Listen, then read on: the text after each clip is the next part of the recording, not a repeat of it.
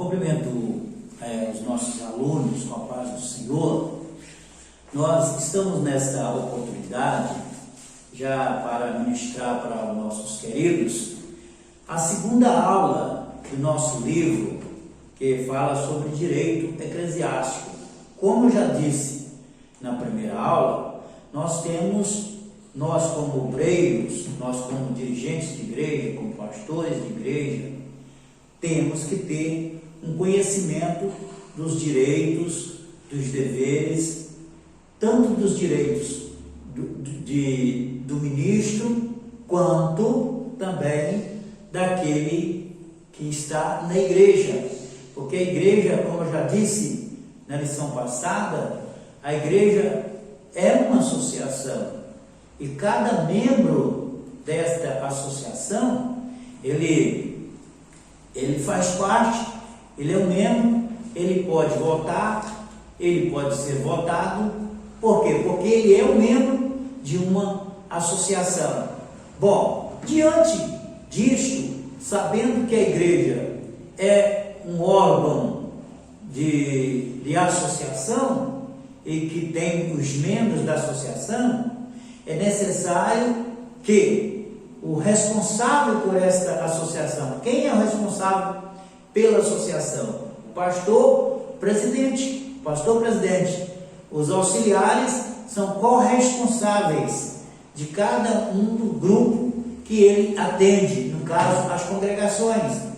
Bom, diante disso, nós nesta aula vamos ler três leis importantes do nosso país, que é o Código Civil, o Código Penal e o Código de Processo Civil. Bom, então nós podemos vermos o seguinte: o que se trata o Código Penal? O Código Penal é um conjunto de normas que tem como objetivo determinar regulamentos, atos considerados infrações penais. Isso quer dizer o Código Penal. O Código Civil, nosso novo Código Civil, ele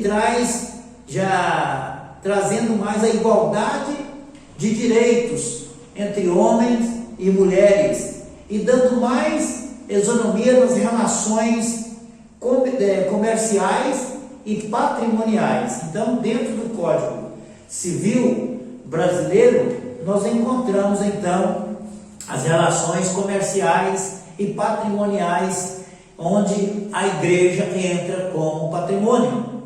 Mas vamos então para o Código de Processo Civil. O Código de Processo Civil de 1973 define como tramita um processo comum na justiça, incluindo prazos, recursos, competências e tramitações na lei.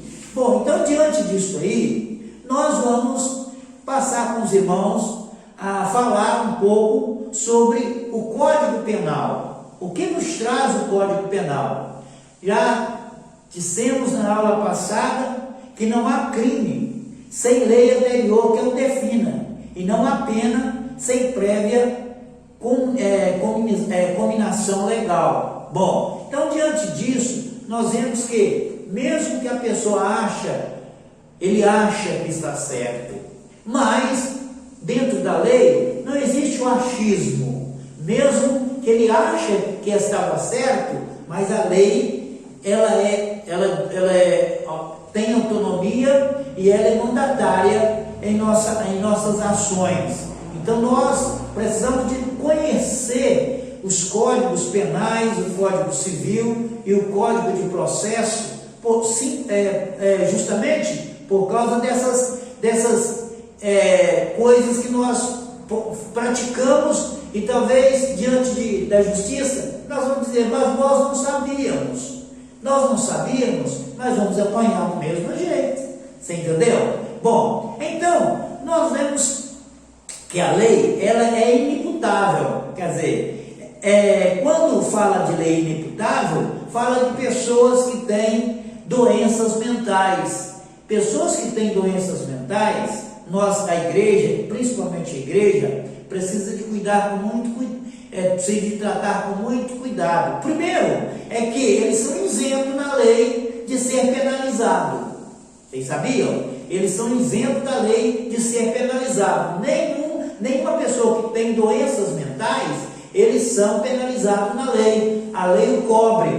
É por isso que nós vemos aí muitas coisas que acontecem e a pessoa fala, essa pessoa ele tem problema psiquiátrico. Por quê? Porque a lei ampara esse grupo de pessoas.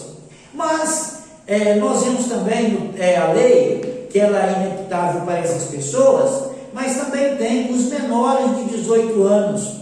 Os menores de 18 anos também são inimputáveis, ficando sujeitos às normas estabelecidas em legislação especial. No caso dos menores infratores, nós temos aí o ECA, que é a base principal o Estatuto da Criança e do Adolescente, que é o ECA. Ele prevê algumas sanções para aqueles que são de menores. Ele prevê, mas o juiz vai dar entendimento por causa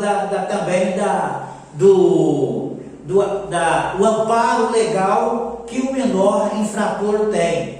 Então nós temos aí a antiga FEBEM, onde também educava essas crianças menores de idade, mas também nós temos a casa de recuperação do menor infrator, onde o menor que comete algum crime bárbaro, ele é levado para esta casa do menor infrator para ser tratado, para passar por psicólogos e passar por psiquiatras, se necessário for, para que ele possa voltar a ter uma vida na sociedade. Bom, então nós temos aí, olha bem, uma outra coisa importante que está no Código Penal é a questão da calúnia, os crimes contra a honra.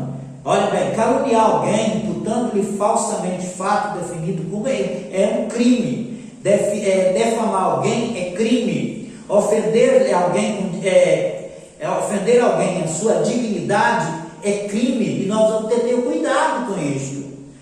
Porque a igreja hoje não se trata de casos em grupo. Por exemplo, nós tínhamos a igreja que reunia o grupo e dizia assim, o que é que você comeu? Qual foi o seu pecado? Aí a pessoa tinha que confessar publicamente e ele ser resolvido a sua situação publicamente. Hoje não. Se uma pessoa for chamada na igreja para ele publicamente expor a sua falta, ele pode, através do Código Penal, processar a igreja, Ele pode conseguir brechas na lei, porque a lei ela é boa, mas a lei existe muitas brechas que pode acarretar problemas para o civil. Então nós vemos também que difamar alguém, caluniar alguém, ofender a sua dignidade é processo e está na lei. Então nós vemos que o juiz pode aplicar uma pena, e esta pena, observa bem, ela pode ir de 3 meses a 1 ano e multa, além de pena correspondente à violência que foi cometida. Então há um cuidado muito grande. Ameaçar alguém, ameaças também. Olha bem, ameaçar alguém por palavra, escrito ou gesto, ou em qualquer outro meio simbólico de causar-lhe mal, injusto e grave, também é detenção de 1 ano e 6 meses ou multas. Então observa bem, ameaçar alguém.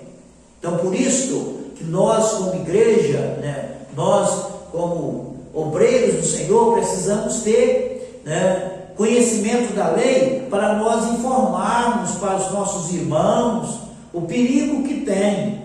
Pensou o irmão da nossa igreja, ele ameaçar alguém por escrito ou por palavra ou por gestos, ele ameaçou alguém, ele é passivo de ser penalizado com 1 ano e 6 meses de multa, de detenção ou multas. Então observa bem que a necessidade do obreiro hoje ter conhecimento da lei. Divulgar alguém sem justa causa, ou falar de alguém sem justa causa, divulgando documento particular, né, ou confidencial, também isto causa uma detenção de 1 ano e 6 meses e multas também. Observa bem. Então, por exemplo, nós temos hoje o celular, nós temos aí os meios de comunicação. De repente, alguém aparece um conteúdo inadequado de uma pessoa e nós divulgamos esse conteúdo. Olha, essa divulgação desse conteúdo pode causar para nós pena, uma detenção de 1 ano e 6 meses de cadeia e até multas. Então nós devemos ter muito cuidado. Divulgar sem justa causa informações também sigilosas. Então, há pessoas que conhecem, sabe de um caso e logo ele já sai para frente comentando aquele caso, falando aquele caso. Olha aí, se divulgar sem justa causa informações sigilosas de alguém, pode também ter uma detenção de 1 a 4 anos de cadeia e multa, segundo nós vemos na lei, no inciso 1º do artigo 153 da nossa lei. Então, divulgar segredo é multa, é crime. Então, nós devemos ter esse cuidado. Tá? Uma outra coisa importante, a violação do segredo profissional. Revelar alguém sem justa causa segredo que tem ciência em razão de sua função. Também revelar isso aí, fazer essa revelação profissional é um perigo muito grande. A pessoa pode ser detido por 3 anos e 6 meses e multa também.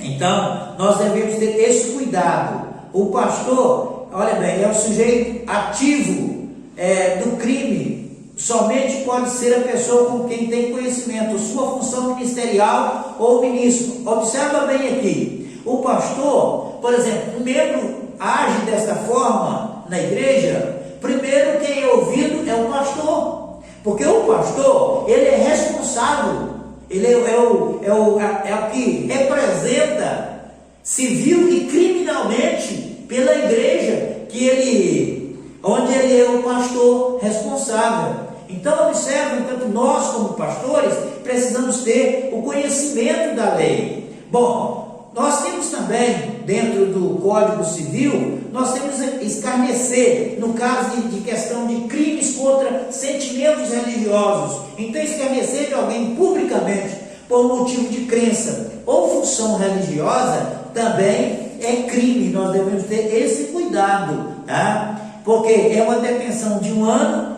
e 1 mês de cadeia e ainda mais multa.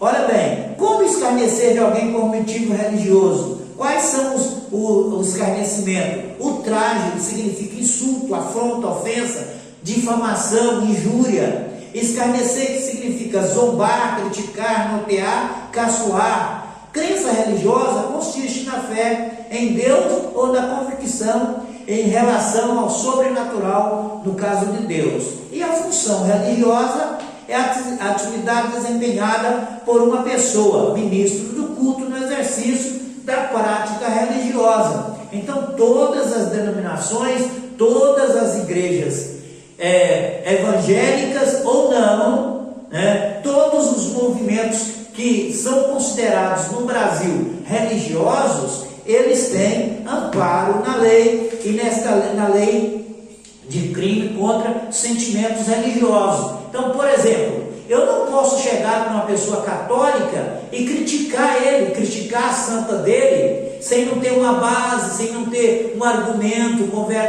para convencimento primeiro desta pessoa, porque ele pode sentir-se ofendido e ele pode me processar. Então, o perigo que nós estamos tendo. Uma outra coisa que nós podemos, e aí é direito, né? Impedir cerimônia e prática de culto religioso. Nenhuma pessoa pode impedir prática de culto religioso. Nenhum culto religioso. Mas está acontecendo perto da minha casa um movimento um movimento afro. eu não posso ir lá impedir. Ah, mas está acontecendo em minha casa um movimento de candomblé.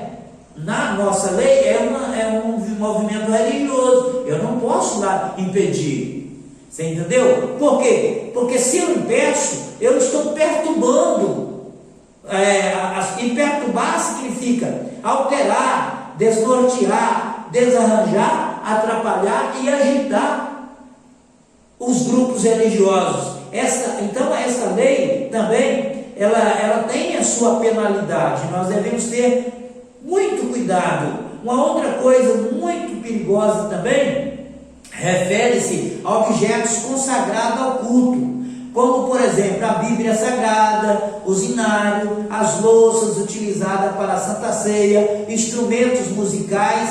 Esses instrumentos, esses objetos consagrados ao culto também é um vilipêndio, que quer dizer, humilhar, nós podemos então entrar também por penalidade, porque essas coisas foram consagradas a Deus. Olha bem aí, e nós talvez não fazemos, a lei está escrito, né? A lei está escrita como referente a objetos sagrados ao culto. Então, os objetos sagrados a culto, eu não posso ultrajar, eu não posso escarnecer, eu não posso. Por quê? Porque é uma coisa, por exemplo, uma imagem de escultura, para nós os cristãos, nós servimos a Deus, nós não concordamos, não aceitamos. Porém, nós não podemos fazer como aquele bispo. Lá fez, chutou a santa, quebrou a santa. Não, aquele bispo foi processado, teve que ir frente às câmaras e pedir perdão. Por quê? Porque ele fez um ato que através da lei podia puni-lo. Então ele foi punido na verdade. Então nós não podemos impedir e nem perturbar nem pessoas, no caso dos cultos religiosos. Também, olha, dos crimes contra respeito aos mortos, olha bem, impedir ou perturbar. Por exemplo, nós temos o 2 de novembro, que é onde o pessoal faz as cerimônias e os cultos tal, aos mortos. Bom, para nós não fazemos isso. Nós sabemos que pela Bíblia não está correto. Não está dentro da doutrina bíblica fazer oração e respeitar mortos. Porém, se nós perturbarmos as pessoas, impedir as pessoas de fazer tal ato, nós podemos ter uma detenção de 1 ano e meio a 1 ano de multa. 1 ano e multas ainda. Então observa bem. Então, cerimônia, se for de caráter religioso, culto fúnebre também, não pode ser impedido. Então, nós devemos, segundo a nossa legislação da pátria, nós devemos proteger as realizações de cerimônia funerária. Observa bem, tendo em vista que o respeito aos mortos possui valor ético-social que se assemelha aos sentimentos religiosos. É por isso que nós vemos então. Nós temos o Código de Processo. Observa bem, vamos continuar então. Nós temos o processo penal, que também se trata deste assunto importante. São proibidos depor, as pessoas que em razão de função, ministro, ofício ou profissão deva guardar segredo, salvo se desobrigado pela parte interessada quiserem dar o seu testemunho. Por exemplo, é proibido de depor pastores, psicólogos, médicos, são proibidos de depor. Por exemplo, um membro da igreja, ele confessa para o pastor um crime. A igreja, como instituição, e que esse membro faz parte dessa instituição, vai tratar do assunto dele. Mas, porém, se a justiça requerer que este pastor, vá lá para depor, em juízo, ele é proibido de fazer esse depoimento. Por quê? Porque a pessoa, ele deve guardar segredo. Então o obreiro, irmão, deve ter essa. Se ele não fazer isso, ele está enquadrado numa lei. Vocês sabiam disso? Quando um obreiro, um pastor, ele fica ciente de um caso, sabe? O que ele tem que fazer? Ele tem que guardar para si. A pessoa acreditou nele. A pessoa acreditou que ele era a pessoa que poderia lhe dar um conselho, poderia lhe dar uma palavra, poderia lhe dar uma orientação. Então, olha, o que vem do pastor deve ficar com o pastor, ok? Bom, e é também, dentro da lei também, se essa pessoa, olha bem, o pastor, um irmão procura o pastor da igreja, e aí ele confessa um caso ao pastor, aí o pastor, ele conta para alguém, e aí esse assunto vai gerando polêmica. Esse irmão, por direito, ele pode processar a igreja, ele pode processar o pastor por injúria, ele pode processar o pastor. Então o pastor, ele deve ter um cuidado muito grande. O ministro religioso que tomou conhecimento de um segredo confidenciado por alguém, através de um aconselhamento espiritual, ele deve guardar para si. Bom, então nós vemos aí, apesar de gozar desse privilégio, o ministro religioso, se intimado, ele pode dizer que não vai depor, porque ele teve conhecimento desse segredo e ele não precisa depor, nem ele, nem psicólogos, nem médicos. Bom, então nós temos aí, sobre, por exemplo, a prisão, Tiago, a prisão de pastores, de médicos, de psicólogos, de pessoas que têm ensino médio, não pode ser juntamente com o civil. Observa bem, ele, através da lei, ele tem uma prisão especial. Entendeu? Através da lei, ele tem a prisão especial, uma disposição de autoridades competentes, aonde ele vai conseguir. São essas pessoas, os governadores, os membros parlamentares, os oficiais das Forças Armadas, o ministro de confissão religiosa, cidadãos que já exerceram função de jurado também. Ele vai ter prisão especial, delegados e pessoas de nível superior. Então nós vemos que é importante que essa cela será especial e o preso especial não será transportado com o preso comum, no caso de ele precisar de sair. No Código Civil, nós temos também, o Código Civil vai tratar da regulamentação, e essa lei define as organizações religiosas e os partidos políticos como pessoas jurídicas de direito privado. Então já falamos isso na aula passada. São livres a criação e a organização. Então qualquer pessoa pode abrir uma igreja, mesmo sendo que ele obedeça a alguns certos critérios que tem, mas qualquer uma pessoa. Por quê? A igreja hoje é tida como uma instituição, nós vemos aqui, uma instituição de direito privado, e é uma instituição jurídica. Então é uma associação. Então qualquer pessoa hoje, se ele tem, obedecendo a certos requisitos, ele pode abrir uma igreja.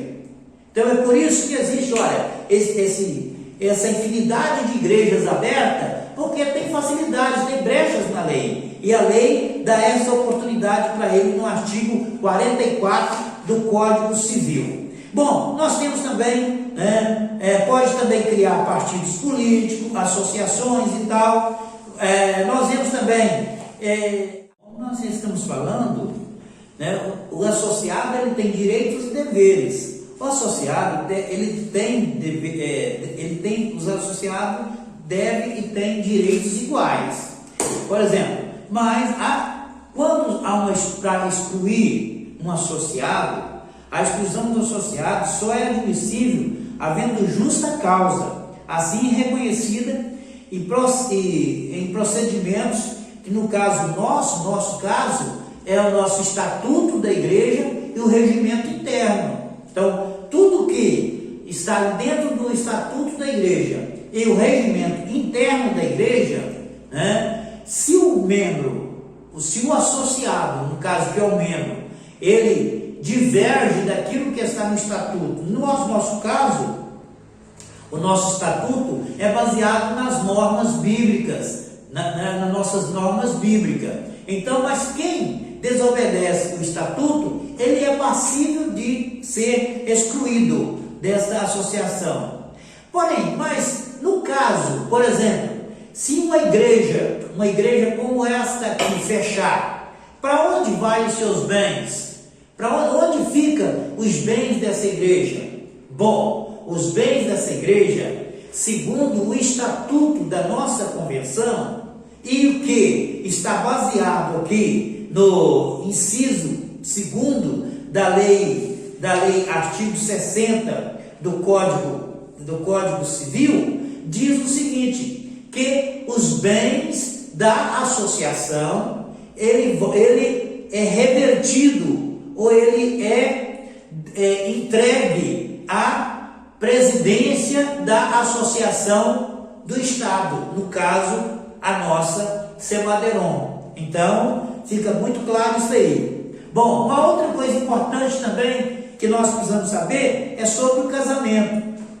Né? Há muitos pastores que ficam preocupados com a questão, mas como agora esse negócio de se liberar para casamento de gay, casamento de homem com homem, de mulher com mulher, o que vai, como se procede isso na igreja? A igreja está também baseada na lei, tanto no seu estatuto, quanto no seu regimento interno, quanto também no Código Civil, está dizendo que o casamento pode ser embargado. Então nós temos dentro da lei o embargamento para esse tipo de cerimônia.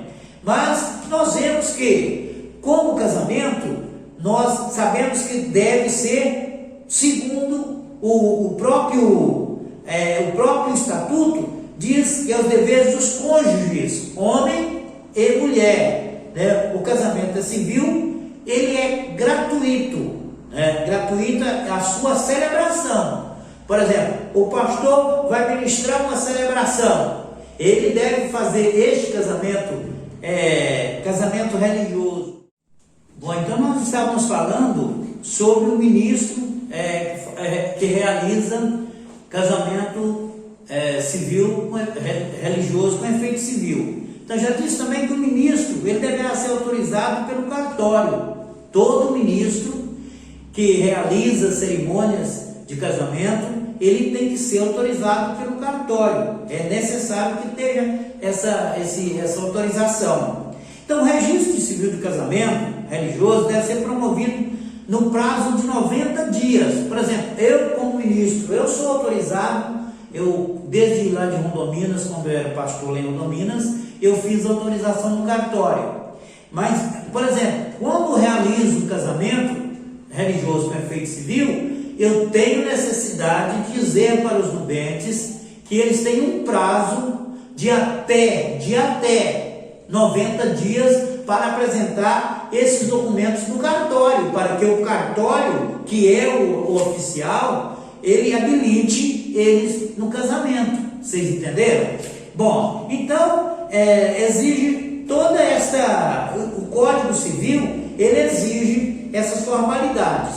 Será nulo o registro de casamento religioso se antes deles. Então vamos continuar. Observa bem, nós temos então, já falamos sobre o casamento, a idade do casamento é de 16 anos, ainda deve ter autorização dos pais. Bom, para evitar a imposição de cumprimento da pena criminal, né, no caso de menina grávida de menor que alguém engravida. Isso pode acontecer? Acontece. Então, para evitar isso, é necessário que haja um consenso dos pais e tenha uma autorização para que esses nubentes, eles possam fazer uma união conjugal até que eles completem a idade, e isso está baseado em uma lei do artigo 1520. Bom, nós temos também, as causas suspensivas. Não se deve casar o viúvo ou viúva que tiver filho do cônjuge falecido enquanto... Amém. Então nós vemos que já disse que viúvo e viúva que ainda não fizeram inventário não se deve casar. Também o divorciado, enquanto não houver se homologado, nós temos aí quantas pessoas divorciadas namorando e dizendo que vai casar e ainda não foi homologado a partilha de bem do casal, e essa pessoa insiste ainda em usar desses artifícios, porém não se faz o casamento. Bom, quais são as pessoas, qual o processo de habilitação para o casamento? Certidão de casamento, autorização por escrito dos pais e declaração de duas testemunhas. Declaração de estado civil, no caso que é o certidão de nascimento, ou certidão de óbito, no caso de viúvo. Então, vemos aí os documentos necessários. Então, já disse que o casamento ele pode ser anulado dentro de 90 dias, se caso não for o documento de habilitação enviado ao cartório oficial, esse casamento pode ser desabilitado. A celebração de casamentos é imediatamente suspensa se algum dos contraintes recusar-se solenemente a afirmação da sua vontade, já disse, declarará que não está livre de espontânea vontade também e manifestar-se arrependido. Pode haver anulação ou suspensão deste casamento. No caso também, por exemplo, no caso de moléstia grave, no caso de doença de um dos cônjuges, ou no caso também de a pessoa não ter esclarecido para o nubente algumas doenças graves, entendeu? Ou, por exemplo, também que ele for traído, mesmo antes do casamento, traído por a mulher ou o homem ter cometido já algum incesto com a outra pessoa, mas eles não foram declarados, e aí no momento do casamento há essa declaração, pode, a partir do o nubente que sentir que foi lesado, ele pode também pedir o anulamento desse casamento. Então nós vemos que o casamento, nós temos aí o casamento celebrado no Brasil prova-se pela certidão de registro.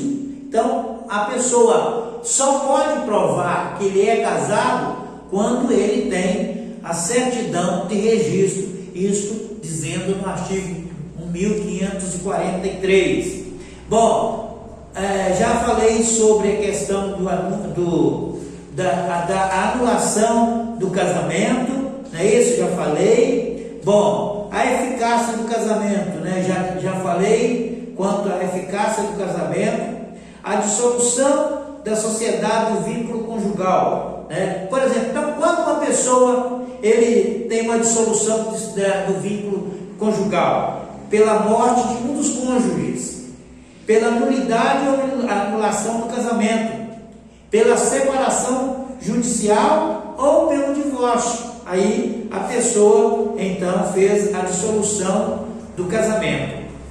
Bom, pode ser caracterizado de impossibilidade da comunhão da vida na ocorrência de algum dos seguintes motivos. Por exemplo, estão casados, mas houve adultério, tentativa de morte, injúria grave, abandono voluntário do lar, do conjugal durante um ano contínuo, condenação por crime inframante, conduta decorosa, há possibilidade, né, o juiz poderá considerar também outros fatos que tornem evidente a impossibilidade de uma vida comum, do casamento. Então, esses são os embargos que podem acontecer no casamento. O casamento em separação judicial põe no termo os deveres da coabitação e a fidelidade recíprocas dos regimes dos bens. Bom, então nós já falamos aí sobre o divórcio, a separação, né, o casamento e, na verdade, por que tudo isso? Porque a lei também tem a proteção dos filhos deste casamento. Então, a lei também, ela faz aí a proteção. No Código de Processo Civil, nós vemos então que, né, quanto às leis judiciais, né, dentro de um processo, observa bem, o depoimento da pessoa, a parte não é obrigada a depor sobre fatos. Por exemplo, nenhuma pessoa ele é obrigado a levantar-se prova contra si próprio. Então, por exemplo, quando um policial prende alguém, ele não é obrigado a depor. Ele diz, não, eu vou só depor em juízo. Por quê? Porque ele ainda tem brechas na lei que lhe orienta, através de um advogado, ele ter como se safar daquela situação. Então, cujo respeito por Estado, a processão deve ser guardada em sigilo. Então, já falamos sobre isso aí. Mas, nós vemos que a lei, nós precisamos ter muito cuidado de termos conhecimento da lei, tanto a lei do Código Penal, a lei civil, a lei do Código de Processo Civil.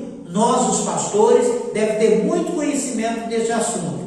Então, concluindo, nós temos, sempre que for regularmente intimada, a testemunha tem o dever de comparecer no dia e hora determinada pela autoridade judicial, não podendo nunca, a não ser por motivo justificável, deixar de comparecer, sob pena de ser conduzida pelo determinado judicial, bem como responder pelas despesas processuais do andamento.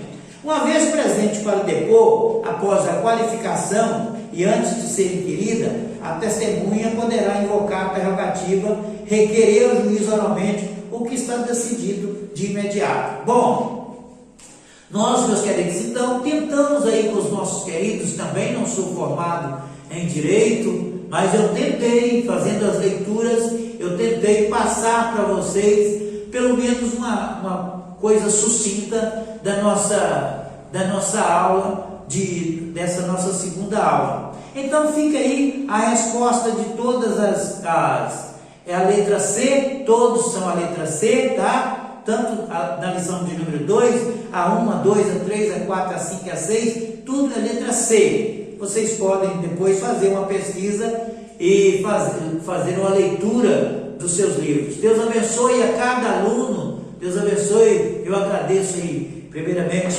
ao coordenador do curso, o evangelista irmão Tiago, e todos os alunos que participam desta aula, do direito eclesiástico. Que Deus abençoe em Cristo Jesus. Amém.